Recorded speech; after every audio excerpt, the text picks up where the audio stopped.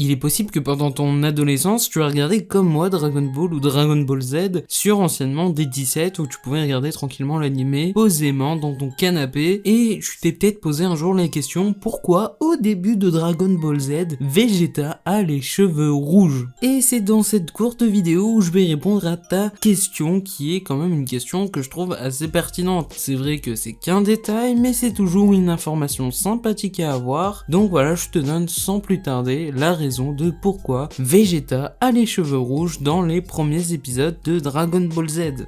Donc eh bien salut à tous, c'est Goten, j'espère que vous allez bien, en tout cas moi ça va nickel. Donc je vais te répondre tout de suite à la question de pourquoi Vegeta a les cheveux rouges du coup. En fait c'est un truc très simple, c'est un peu comme le cas de Trunks, que vous allez remarquer dans Dragon Ball Z il a les cheveux un peu gris, alors que dans Dragon Ball Super par exemple ses cheveux tournent au bleu. C'est en vérité la réelle couleur de Akira Toriyama. Trunks a normalement les cheveux bleus, mais par exemple dans Dragon Ball Z il a les cheveux gris. En fait c'est une erreur de colorisation et c'est ce qui est arrivé à Vegeta également. C'est-à-dire qu'à l'époque où les épisodes sont sortis, Akira Toriyama n'avait pas encore décidé que tous les Saiyans allaient avoir les cheveux noirs tout simplement. Et donc ce n'est pas une erreur de la Toei, en effet vu que le manga de Akira Toriyama est un manga donc il est réalisé en noir et blanc, la Toei ne savait pas quelle couleur utiliser. Ils ont donc imaginé des couleurs qu'ils ont appliquées à Vegeta. Toriyama ayant vu le résultat, il a dit 2 minutes on va changer ça car les cheveux roux c'était pas ouf. Et donc par la suite Vegeta a donc chopé des cheveux noirs. Bien après s'ils vont corriger un peu le tir,